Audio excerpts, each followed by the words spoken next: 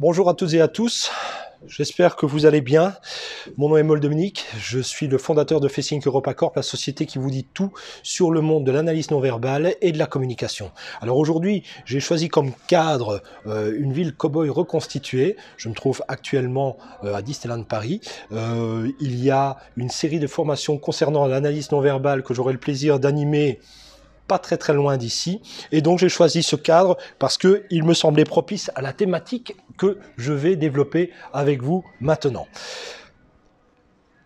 Il n'est pas rare que des personnes ne sachent pas comment positionner leurs jambes lorsqu'elles n'ont pas devant elles une table pour les camoufler. Et donc, un peu comme je le suis maintenant avec vous, face à des interlocuteurs, comment positionner ses jambes, c'est parfois la difficulté que rencontrent certaines personnes.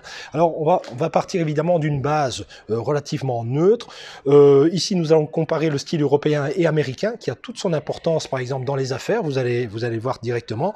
Le style européen est tout simplement de placer les jambes au sol comme ceci, à peu près à hauteur des épaules, plus précisément des plis axillaires, ce qui veut dire que notre écart de jambes n'est pas trop large. Les Américains, à contrario, ont une tendance tout simplement à ouvrir beaucoup plus les jambes et à avancer leur corps comme ceci. Si vous regardez des vidéos d'Obama ou de Trump, vous verrez souvent ils adoptent ce type de position pour montrer qu'ils sont des leaders charismatiques, pour montrer qu'ils sont virils et évidemment ils placent les mains devant pour cacher leur entrejambe, mais c'est toujours cette idée d'être plus viril avec cet écart de jambes. L'Européen, lui, a une tendance à aller un peu plus vers l'élégance. C'est pour ça qu'il a une tendance à les rapprocher. Si nous choisissons, parce qu'il sera très compliqué de garder cette posture très longtemps, toujours avoir les jambes au sol, évidemment, à un moment donné, on crée dans la conversation une variation. Chez l'Européen, la variation consiste souvent à croiser une jambe l'une sur l'autre comme ceci, et donc à avoir ce type de posture. Ce type de posture a comme effet tout simplement d'allonger la jambe et de donner un côté beaucoup plus élégant. L'Américain, quant à lui, n'opte pas pour ce type de posture. Il ira vers une posture que l'on appelle en chaise, comme vous le voyez. Alors, le nom chaise, tout simplement parce qu'on peut placer un interlocuteur directement sur les jambes, ça ferait un peu office de chaise, en effet. Cette posture est plutôt une posture qu'on peut retrouver dans le monde des cow-boys. Si vous regardez des vieux films de cow-boys, vous allez retrouver ce type de posture. Même chose si vous regardez les leaders américains, en règle générale, ou les hommes d'affaires, ils ont ce type de posture qu'ils trouvent beaucoup plus viril.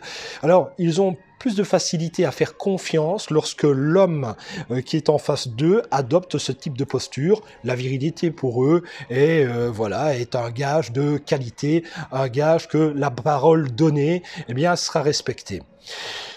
Je reprends donc, posture en chaise pour l'Américain, une posture plutôt en diagonale chez l'Européen. Concernant le placement de main, évitez de fermer vos bras ou encore de positionner vos mains comme ceci lors de la communication. Optez plutôt pour une main posée sur votre genou et l'autre un peu plus en retrait.